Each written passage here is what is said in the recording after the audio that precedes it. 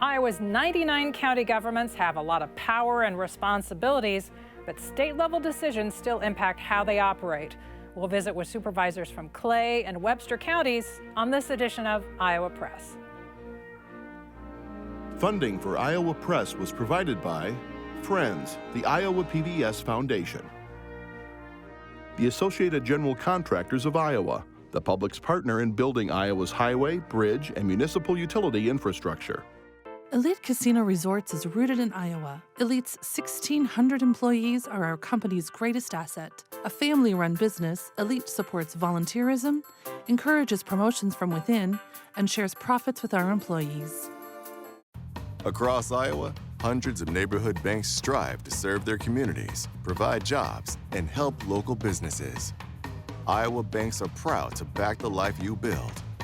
Learn more at iowabankers.com.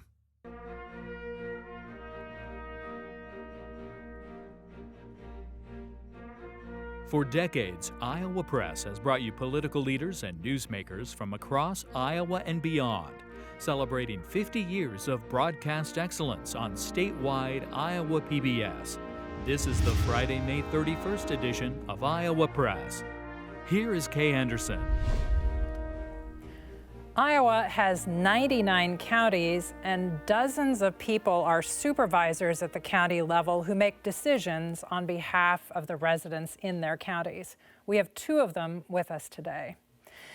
Barry Anderson is a Republican from Greenville. That's in Clay County. He's a Clay County supervisor. He is also the leader of the Iowa State Association of Counties. Thanks for being with us. Thank you. Our other guest is Mark Campbell. He is a Democrat from Kalo. That's in Webster County, and he is a supervisor there. Thanks for being here. You're also, I believe, on the Iowa State Association of Counties Board of Directors. I am. Our guests are going to be questioned by Katarina Sostaric of Iowa Public Radio and Erin Murphy of the Gazette in Cedar Rapids. So, gentlemen, one thing that we know counties have been tackling in recent years are the carbon capture pipelines that are going through various areas of the state. And Barry Anderson, we'll start with you on this one because very near you in Dickinson County, that county has chosen to pass an ordinance that has to deal with the pipelines that are coming through. There's kind of been a difference in approaches from the various counties. If I'm correct, Clay County has not taken any action on these. What are those discussions like? How do you come to a point where you feel like the county needs to get involved in this process or doesn't? Right. I guess Clay County's view has been that we want to leave the power in the hands of the landowners. Mm-hmm. We want to make sure that things are safe, planned out well. So we have updated our local ordinance as far as just talking through road passages, that kind of things, drainage passages, but we want to leave the power in the landowners' hands. We did not like the eminent domain discussion, so we did send a letter into the state and the IUB that we wanted them to stay away from eminent domain, but we wanted to leave the final decision to the landowners. Understanding that if majority of landowners agree to the process and are okay with that coming through their land, then a few people cannot hold up a project. So eminent domain may have to take place in a small faction of that, but we wanted to leave that in the landowners' decision. Mark, has your county had this, has Webster County had this discussion as well? Very similar conversation. We mirrored Clay County and multiple other counties and what they did. Property rights is kind of the foundation of what we do in local control, and we did sign a letter asking that eminent domain not be used. However, we also recognize that carbon capture and other pipelines are industry. They do bring jobs to our area. We just need to balance private property owners' rights with these new industries that are going to come to our area. You mentioned new industries. Counties are also wrestling with whether to pass ordinances about the placement of wind turbines. Mm-hmm. What's been the experience in Webster County? So in Webster, we do have 900 acres of solar along with wind. We have an amazing partner with Mid-American Energy. They have been very good about coming to us ahead of time, sitting down, working with landowners. And again, that is a landowner and private company conversation. They go out and lease that land for those wind turbines. In some cases, that's what helps keep some of these families on their farms. The 900-acre solar farm was actually purchased. Mid-America came in, purchased that land, so they do own all those 900 acres. And now that's become a habitat for all sorts of different bees and butterflies, and it's a pretty neat area. So the project has helped our county. And in Clay County? Clay County, about 5 years ago, we had our first wind project come through. People on both sides. But again, we wanted to uphold the local landowners' rights to decide for themselves if they wanted to enter into a contract. So then we dealt with Alliant, built a good relationship with Alliant, and then we've taken it to the next step. We have TIF'd our wind project, which has allowed us to do road and bridge projects that Clay County wouldn't be able to monetarily handle for years down the road. And that means tax increment financing, right. which means that money... Yeah, we get to capture that increment and then use that towards specific projects. Very real quick, you mentioned the landowner rights. The state legislature has been discussing this too and considering legislation for multiple years now that ultimately has not passed. Do you feel that landowner rights are sufficiently strong as is currently written in Iowa code, or have you talked to legislators about the need to maybe strengthen those in state law? You know, I think that we've got a process and laws in code that allows landowners to have pretty good power. Locally, we have to make sure that we stand behind those and stand behind landowners. Every county, as the pipelines or wind projects come through, can have people that take a stance maybe in a certain direction, and sometimes those decisions can hinder property owners. And so I guess that's where Board of Supervisors have to be strong enough to realize we are there to make decisions, but I don't want to muddy the water or step in front of landowners. We have some elections coming up, and county auditors administer elections, and I know there have been some heightened concerns in recent years around elections, you know, people not believing election results, sometimes threats to election workers. Mark, what are you doing in Webster County, if anything, to make sure that election workers and voters are safe? And have you heard any of those concerns in Webster County? We haven't had any issues really with security or safety. Our courthouse did implement security at the courthouse a couple of years ago. Our sheriff brought it to the Board of Supervisors. We have a metal detector. He did a fantastic job of educating the public for the need of it, and actually during our hearing to implement it, we had a disturbance in one of our offices and we had staff available. That is a partnership with the state, and I think a lot of our conversations that we talk about is the partners that we bring in together, whether it's the state, federal government, or neighboring counties. Education is a huge part, and then also letting people be a part of the process.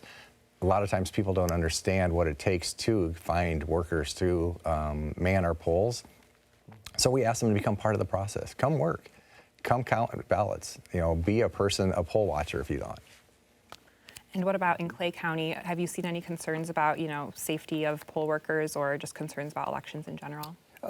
Not really any concerns. We want to be proactive and ahead of the game, and so we follow any kind of security that's asked by the state, but same thing as Mark mentioned, it's hard to get people to work elections, and so a lot of times we have elderly, but we go through a lot of training, and we try to be as transparent as possible so that people can see through their training, through the media and the radio, the newspaper.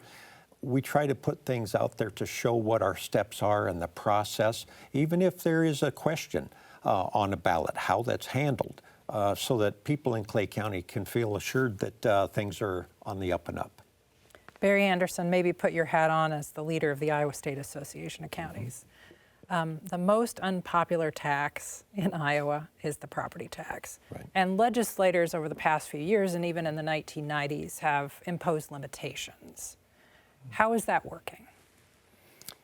This past year has been an interesting year. with House File 718. That put a cap on assessments. And that, in turn, I understand what they're wanting to do and trying to do. Property tax has been a big topic. But on the same hand, it kind of ties local government's hands.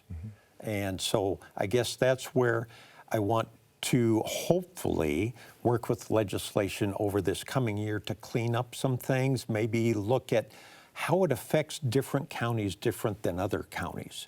And so I understand that we don't want property taxes to just run rampant, but I hope that everybody also understands cost, wages, roads and bridges, all kinds of expenses continue to grow in those costs. And so for us in Clay County to be kind of hand-tied as far as what our growth can be in Clay County, it can hinder us a little bit. Mark Campbell, do you have anything to add to that? So yeah, House File 718 definitely changed how we look at our budget. We were fortunate a little over a year ago to bring in a budget finance director and really start looking at how we run county government. And in essence, it's a big business. And we sat down with all of our department heads who spent an incredible amount of time trying to figure out how do we leverage our offices, get them to work together, but yet decrease our footprint. Because the reality of it is we only have a small piece of the pie here.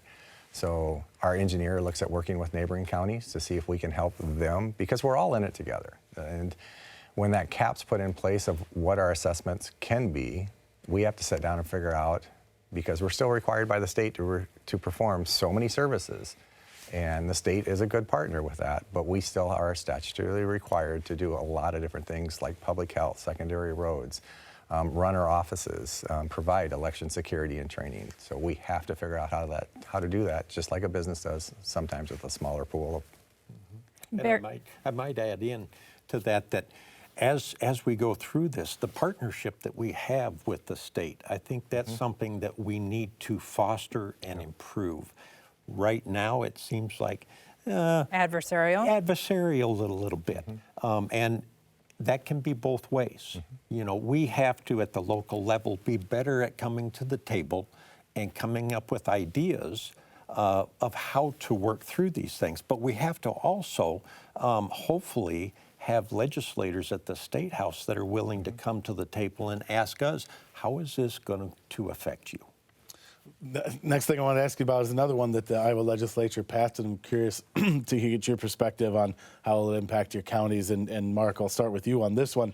The state, and for those of us who have been around long enough, this is the second time in the last decade or so the state has redesigned the mental health care delivery system, this time combining it with substance abuse, behavioral health programs. I'm just curious, Mark, if you have a perspective on what you think about that proposal broadly, and how, specifically how the county's roles will play in this new system moving forward, and if you're comfortable with that. So Representative Meyer I want to say like 4 years ago, kind of started and was the architect of rearranging some of our regions and did a fantastic job of giving counties the opportunity to opt out of a region or go to a neighboring region. And then the state came in and said, hey, you know, we're going to look at another change. And I was on the CICS board, that is our mental health provider, until the recent restructuring of that. And now we're going to restructure again. Uniquely is, we're trying to get all the same services across the state of Iowa. The problem is we don't have providers to provide those services. The state is funding it. It's not a funding issue, which is very rare when it comes to a lot of things we work on where we usually can't find money. In this case, the state's done an outstanding job of stepping up and getting the funding in place. We now need people. We need to find those providers that can step up and provide those services across all of our counties. And that's the challenging part. Do I think bringing substance abuse and more of these services together is going to help? Absolutely. The more we can share those services and hopefully overlap a little bit, the better it's going to be for everybody. And public health is probably going to be, it sounds like, next, so that'll be even better. Barry, how about your perspective? I'm the board chair for the Care Connections of Northern Iowa mental health region. So, as Mark said, to put substance abuse and treatment together with mental health just makes sense. Co-occurrence most of those cases are co-occurring. It's going to be interesting. We have taken pride in watching over the governance of those boards. And so now we're going to step into an advisory role. I don't necessarily say that that's wrong. And job one is not me and not my board. It's the people that need service. And so we have to make sure, if that means that this is the best solution for the state to kind of come in and watch over this and have us as an advisory role, then more power to it. Let's get that done. Because it's not about me. But I think we're moving in the right direction. We've made some good steps. It's going to be a little different because my region runs from Osceola County over to Winnebago and Worth. So we're long and lean through the middle there. 3 of those counties will probably get split off with CICS. And so it'll be interesting to see how those things happen. But Mark's exactly right. The challenge to us is the providers. It's tough in the rural areas to get providers to pick up on some of these very expensive services. So the legislature also passed an immigration enforcement law this year, and if the courts let it take effect, county sheriffs and county attorneys could be arresting and prosecuting immigrants who were previously deported or denied entry to the country. Barry, is Clay County law enforcement and courts ready to take on an immigration enforcement role? Clay County law enforcement, working along with Spencer Police Department, I think have always been a good working force together. As far as the immigration goes, we will handle any challenges that come forth. Our sheriff has always been willing to step up and handle things. We have a very good law enforcement in Clay County, so I don't think it won't be anything that we can't handle. It'll just be another challenge. What about in Webster County? Do you think there's going to be, more training for handling immigration issues that weren't previously handled by local law enforcement? More funding that's needed for that too? I mean, how do you see that playing out? So our Sheriff Fleener has done a fantastic job of building a team with Fort Dodge PD and our other local law enforcement agencies. Obviously, they're going to enforce the law if implemented. We haven't had specific conversations on this, but again, between Fort Dodge PD and the Sheriff's Department, I don't see this being a burden in our area. Real quickly, we've got a lot of questions to ask. The legislature passed and the governor signed an increase in the pension benefits for sheriffs and deputies. Do you think that's going to have an impact on recruitment, which we hear is an issue? Is it an issue in Webster County? So we've been fortunate. One of our new projects is we're going to use some of our opioid dollars to build a drug task force, specifically focusing on the opioid crisis. We're also going to match that locally with some gambling dollars. But every opportunity that we have to improve upon the offerings that we can give our law enforcement, we need. Because a lot of people don't realize we don't just compete with a neighboring county, we compete with neighboring states. And one of the challenges, and I'm sure we'll talk about it more, is we need people in Iowa. We need to get people to realize the quality of life that we have here, the industries that we have available, and really the opportunities that sometimes living here we take for granted, but yet when we have family that come and visit us, they're like, wow, I kind of forgot about this and how cool some of these things really are. So every opportunity when they're going to increase a benefit or an opportunity for law enforcement, it's going to benefit us long term. Erin? We'll ask both of you about this, but Mark, we'll start with you talking about building new jails. And I ask you first because Webster County recently had a referendum that was unsuccessful. There's also a movement out there to try and reduce the jail population on the law enforcement side of it. So tell us why in counties like Webster County you feel that new jail buildings are needed. So for us, ours is an older building that's becoming extremely expensive, and we talk about not having the ability, our valuations are going down, our budgets are going to get smaller, but yet our jail cost to house inmates doubled last year, roughly from about $350,000. I think this next year we're projecting between $600,000 and $700,000 that we're going to pay other counties to house our inmates. And that's just the overnight cost. That's not the expense to have somebody and the safety concern to be hauling these inmates back and forth, the road time. So it's important for two reasons. One, we need a safe place for inmates, and we need a safe place for our staff. And do I think that's a long-term solution? No, but we're going to continue to do our best to provide not only a safe atmosphere for everybody, we've got to figure out a way to do it in a cost-effective manner too. Barry, what's the situation in Clay County? 10 years ago, just as I was coming on the board, we went through a referendum and it passed in Clay County, so we built a new jail. At the time, we were housing around 3 to 4 people a day. We built a 24-bed jail, and that has been almost at max capacity since then. But it comes back to what you said, Mark. It comes back to the safety, not only of the inmates, but of the people working there. That we have to have something that's workable and safe, and we didn't have that in Clay County before. We do now. The legislature has passed several laws in recent years that restrict the decisions that county supervisors can make. Things like limiting the minimum wage, can't ban plastic grocery bags, can't ban housing voucher discrimination. I guess the Senate President Amy Sinclair said that counties are a political subdivision and the state has that right and should be regulating those things. But, how has it felt to you, Barry, as a county supervisor? Do you feel like there's been a lot or more than usual of laws limiting county supervisors' roles, or do you see the state as that's fine that the state can do that? In code, in Section 25B, I believe it is, it says that the state, if they see necessary, they can make decisions that changes things, but it also says that then those costs are supposed to be fully handled from the state. And so I guess my feeling is, yes, there's been changes made, and if those changes are decided to be made, I'm okay with that. We'll move ahead with the process, but I just want to make sure that those things are funded. That puts an extra burden on the county that if they aren't funded, that just tightens our budgets even more.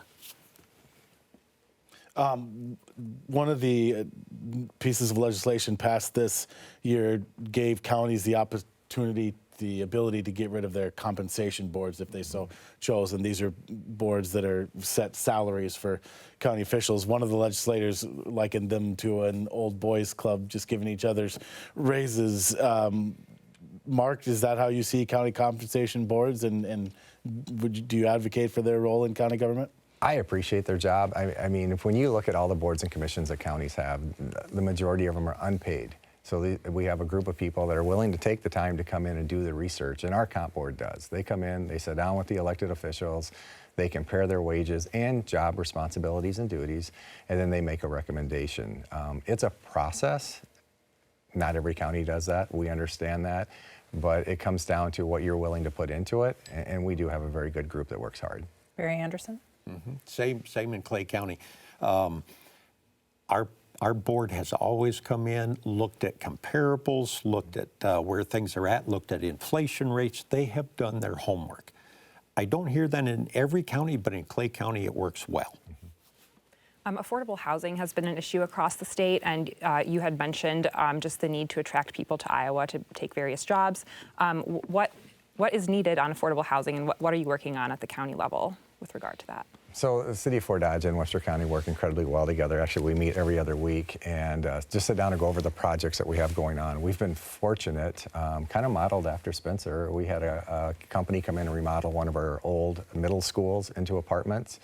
And again, that's a great partnership with the Iowa Finance Authority, Debbie Durham's office in the state, because we are not able to sometimes cover the gaps that these developers need. And we can't attract some of these developers in because we don't have the opportunity to assist them with some of the infrastructure that larger cities can. So we have to get creative.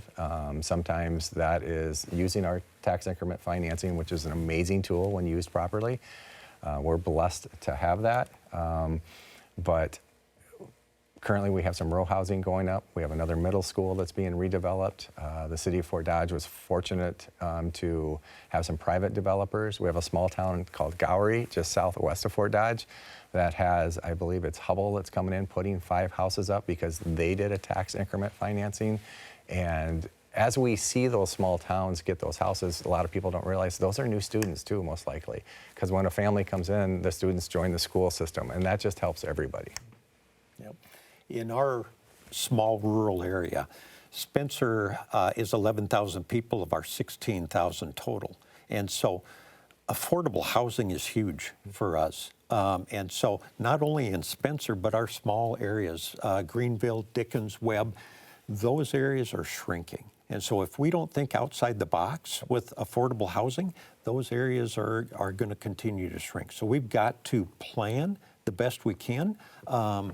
There's no way that people are going to come back to Clay County if we don't have places for them to live. That's right. Thinking outside the box, a final question, just real briefly. Do either of you ever think that Iowa will have fewer than 99 counties? You want to? Either of you want to answer that question? I try never to say never to anything because we don't know what's going to go on. We're already sharing services across counties because, let's face it, when we go after industry, we're not competing with Spencer anymore. One of the bigger industries that we went after recently, we were competing with Malaysia.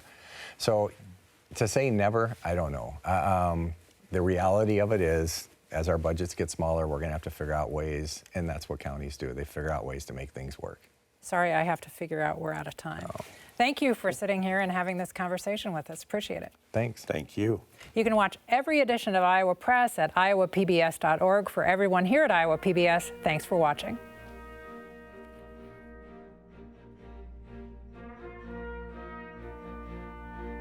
Funding for Iowa Press was provided by Friends, the Iowa PBS Foundation, the Associated General Contractors of Iowa, the public's partner in building Iowa's highway, bridge, and municipal utility infrastructure. Elite Casino Resorts is a family-run business rooted in Iowa. We believe our employees are part of our family, and we strive to improve their quality of life and the quality of lives within the communities we serve. Across Iowa, hundreds of neighborhood banks strive to serve their communities, provide jobs, and help local businesses. Iowa banks are proud to back the life you build. Learn more at iowabankers.com.